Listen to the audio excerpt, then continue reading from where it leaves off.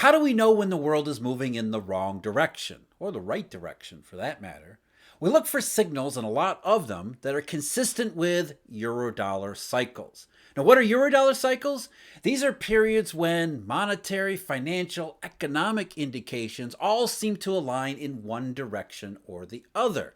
The one direction is recession, deflation, trouble in the economy, trouble across the world, really. And the other is really nothing more than reflationary periods, a relaxation in those negative pressures.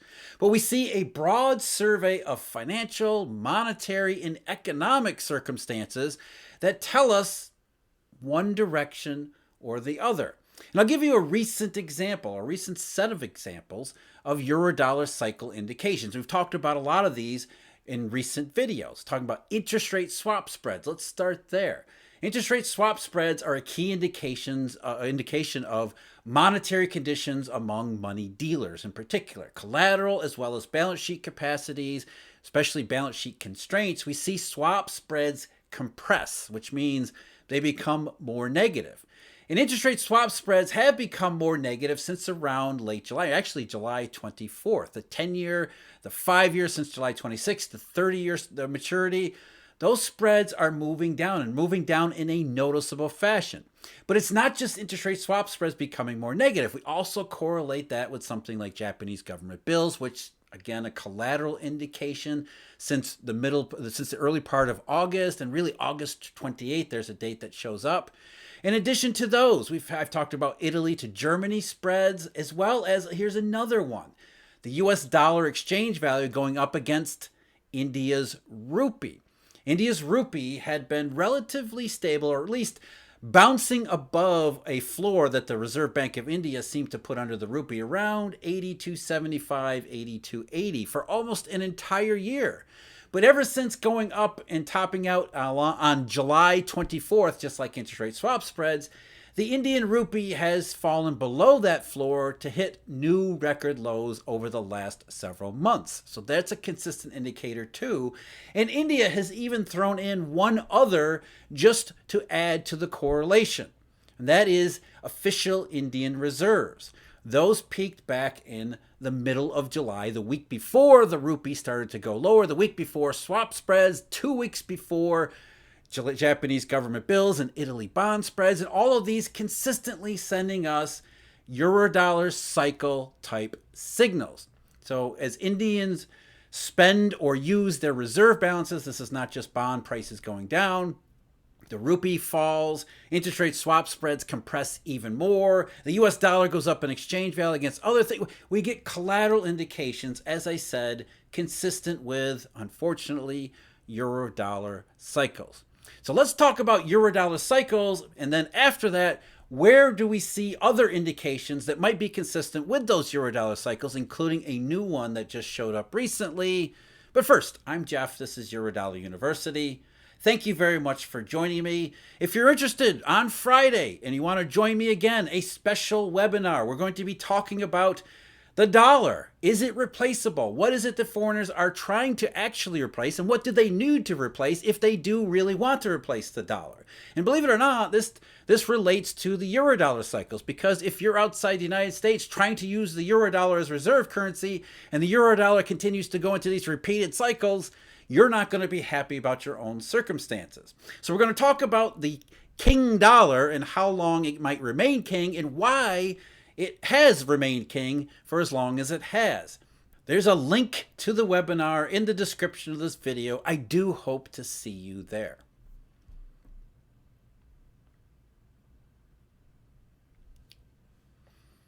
Eurodollar cycles. Now, to clear up any misconceptions that you might have, these are not cycles. They're not regular cycles like the moon traveling around the earth or the earth traveling around the sun.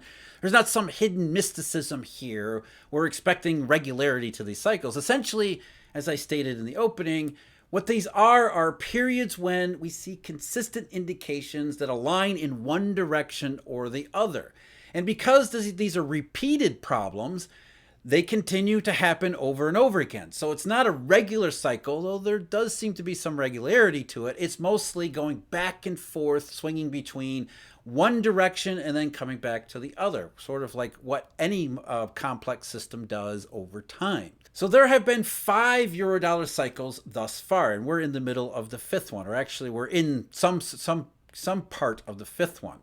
The first Eurodollar cycle, well, the very first Eurodollar cycle was actually 1997 and 98, what we call the Asian financial crisis. It was at least Asian, but like 2008 and 2008 forward, it wasn't really a financial crisis so much as a regional dollar shortage. In many ways, the 1997-98 regional dollar shortage was a precursor to the big one that happened 2007 into 2008. August 9th of 2007 to be specific. So Eurodollar number 1, what people call the global financial crisis, was really a global dollar shortage. It was the first Eurodollar breakdown.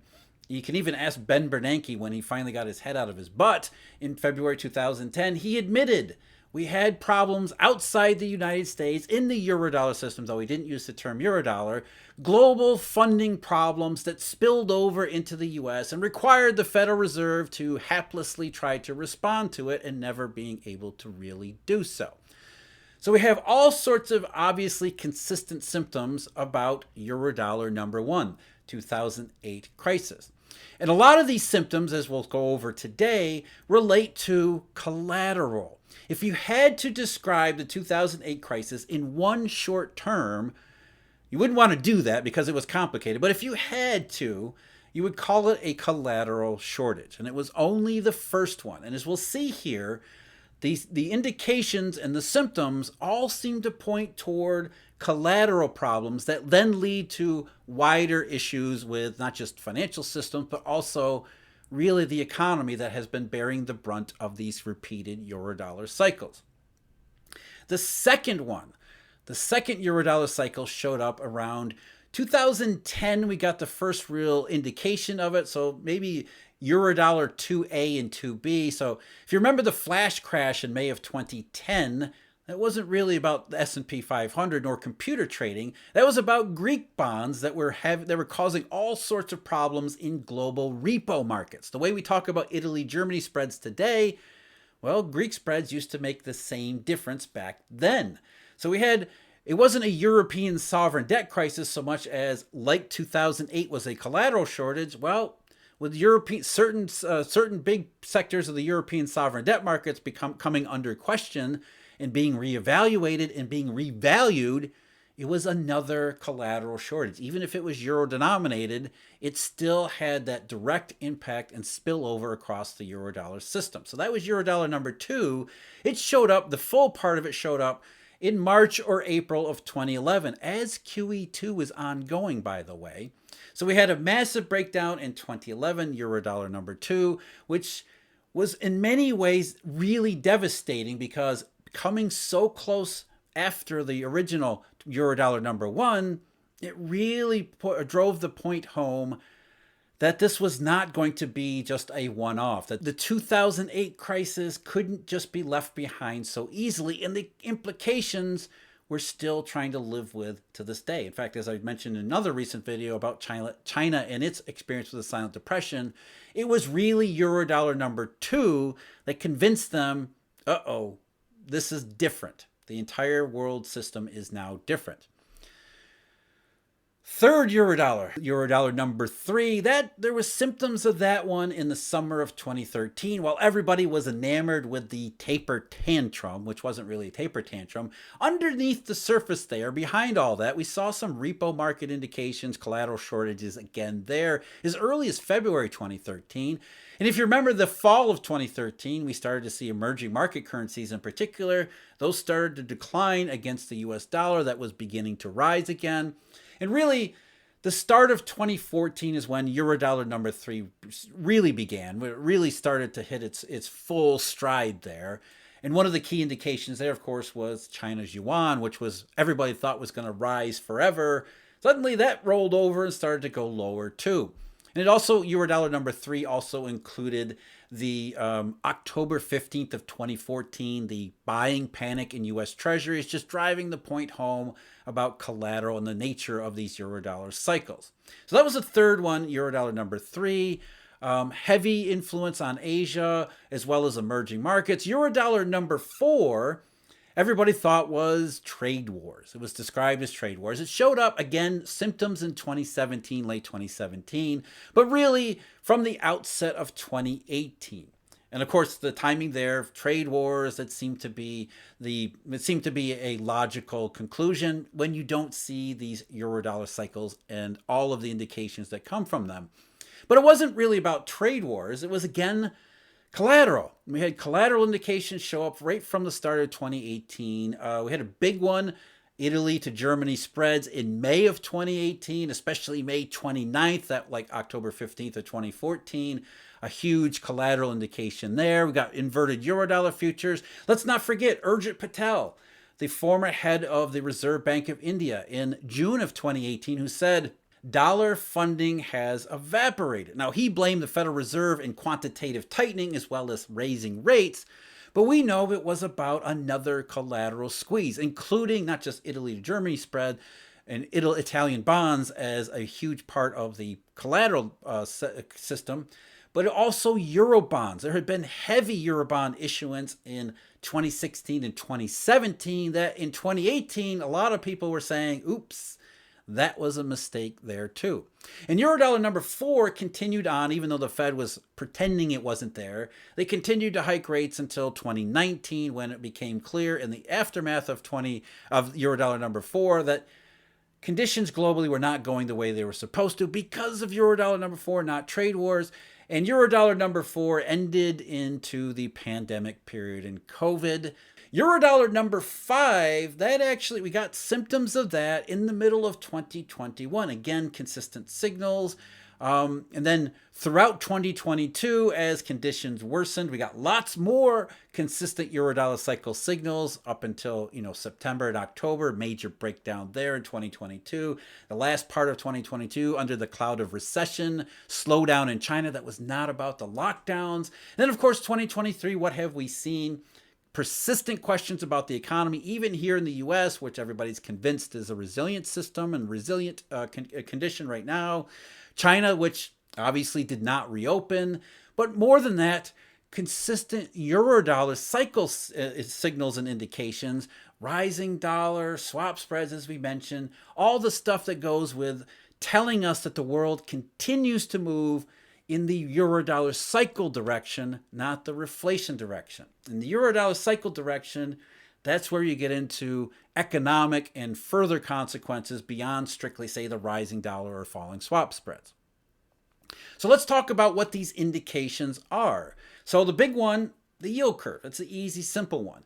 And when you look at the yield curve during the Eurodollar cycles, what you see is that nominal rates tend to decline, but it's not really about nominal rates. It's more about the shape of the yield curve. So in the earlier Eurodollar cycles, before Eurodollar number 4, you saw nominal rates decline and the yield curve would flatten because short-term rates were still stuck around 0. So it was the yield curve going from steepening to flattening that suggested the Eurodollar cycle, flattening. And then, of course, Eurodollar number 4, we did get into inversion because short-term rates were rising. In Eurodollar number 5, we've been heavily inverted for basically the entire time during it. In addition to the yield curve, we've got money curves or forward rate curves. We've talked about Eurodollar futures up until April of 2023, in which they stopped trading. Now we've got term SOFR futures, which I'm not convinced those are going to be good indications. But anyway, there's money curves, there's SOFR futures, there's Euribor futures, which are a little bit better. But the money curves, they behave in the same fashion, where you see the curve either steepen or flatten and invert. It flattens and inverts during these Eurodollar cycles. The US dollar exchange value, that's a big one. That's an easy one to follow. Usually when the US dollar exchange value, because of the Eurodollar, is rising, it's going to be rising not against one or two currencies. It's going to be rising against most of the currencies. So if the US dollar exchange value goes up, that's probably consistent with the Eurodollar cycle and all these other indications. We see tips break-evens, inflation expectations, or consumer price expectations. Those tend to be declining or low during Eurodollar cycles. Interest rate swap spreads, that's one I mention all the time because it tells us something very important about two key components to these Eurodollar cycles. That is dealer balance sheet capacities and constraints. And the other one, again, that unites all of these things, collateral. We see heavy doses of collateral indications during these Eurodollar cycles. And that includes something called the FX basis. I've talked about the FX market and how important that is. Well, there's usually collateral involved there too. Dealer holdings of U.S. Treasuries. Money dealers tend to hoard U.S. Treasuries, especially the coupons, during Eurodollar cycles. So then another collateral indication. Repo fails. Repo fails are somewhat fickle. They're somewhat inconsistent, but they do tend to rise or break out in specific periods during Eurodollar cycles. That was certainly the case in 2022. And even though we haven't seen as many in 2023, there's still some consistency there as well. Continuing with collateral, Treasury bill prices. That's one we talked about a lot. Treasury bills become in high demand whenever collateral is short. We certainly saw that right from the start in Eurodollar number one. It wasn't about bank reserves and the level of the Fed intervention. It was about collateral shortage and everybody piling into the best of the best collateral. So if you see Treasury bill prices go way up, especially in relation to other money market and money alternative indications, that's a collateral sign. Foreign holdings of U.S. Treasuries that they keep on in custody with the Federal Reserve Bank of New York. Quite simply, foreign holdings of Treasuries tend to disappear during Eurodollar cycles because foreign governments and reserve managers are busy using those Treasuries for other purposes related to these dollar shortages. Moving outside, copper to gold. That one is a very consistent one. And if you look at it over the long run, the copper to gold ratio is highly correlated with interest rate swaps, in particular the 30-year maturity. And copper to gold tells us something about financial conditions or perceptions of financial conditions as well as economic conditions. That's the copper part versus the gold as a hedge part. And here's another one, credit spreads. Credit spreads have tended to rise and rise quite substantially during Eurodollar cycles. So we get all of these financial indications. There's a couple other smaller ones that I've left out here, but they tend to move in one direction and in alignment, which gives us our Eurodollar cycles and the pretty strong and compelling evidence for them when the vast majority of these are doing the same thing at the same time. And a lot of these are related to collateral because collateral is that important in the overall scheme of the Eurodollar system. And it makes sense that we would have these repeating Eurodollar cycles because collateral is maybe the weak spot. Because participants during these reflationary periods or the pre-crisis period in particular, what they do is they allow bad collateral to infect the system. They get taking risk. They get more optimistic. They say, let's look at these junk Euro bonds and accept them on values that we're going to regret later on. Of course, they don't know they're going to regret it until we get into these Eurodollar cycles. And what that does is a couple things. Not only does it poison the collateral pool to begin with, at the start of these Eurodollar cycles, it also links collateral to conditions in the overall economy. Because perceptions of junk collateral rise and fall with economic circumstances. So it creates this self-reinforcing feedback loop where you have junk collateral that starts to get doubted, that creates monetary problems that then impact the economy, and that impact on the economy then causes us to look at the junk collateral again, and the cycle repeats all over. So collateral is not only cyclical with the general, synced up with the general economy, it is also a huge part of these Eurodollar cycles because we never really learn these lessons. And the reason we never really learn these lessons is there is a safe asset shortage, believe it or not. I know that's hard for many people to believe given the fact that the US government is issuing debt like crazy, but there is relative to the overall monetary needs of the system. And remember, not all treasuries trade. Only a fraction of them actually trade regularly and are usable as collateral. But essentially, the needs of the system require more collateral than is supplied by governments. And sadly, government bonds are the safest, most liquid. But essentially, the system looks for other ways to increase the supply of collateral. And that leads to these reflationary periods where we're adding junk bonds and lower quality credit. So as the Eurodollar cycles turn, we get lower quality credit. We move into the the consequences of them in terms of macroeconomic as well as financial problems. So back to our current position. I've talked about interest rate swap spreads. I talked about the rising US dollar, not just against the Indian rupee or the China's yuan, but pretty much all the currencies around the world. And remember, Eurodollar cycles are not a singular cycle. They're not monolithic either. There's many cycles within the cycle where we go back and forth because nothing ever goes in a straight line. So we had lots of Eurodollar cycle indications in 2022. And then when China reopened early 2023, some of those Eurodollar cycle indications backed off. But that didn't mean the cycle was over. It just means we were ebbs and flows within the cycle. And then later in 2023, of course, we had the banking crisis. And then now we have the summer. And we have a lot more Eurodollar cycle indications piling up. So interest rate swap spreads, US dollar exchange value, Italy to Germany spread, which is still over 200 basis points. That's a bad one. Japanese government bills. The 3-month bill is still minus 21 basis points. That's a collateral one. And now there's one more that suggests we need to pay attention here, and that's credit spreads. Now, it isn't a huge move by any means, but it is the most substantial reverse and rise in credit spreads, in US dollar credit spreads, and some Eurobond credit spreads too, since the banking crisis in March. So it adds another element of pressure and another element on top of all these others consistent with Eurodollar cycles that we look at in October 2023, and it suggests we're still moving in the wrong direction.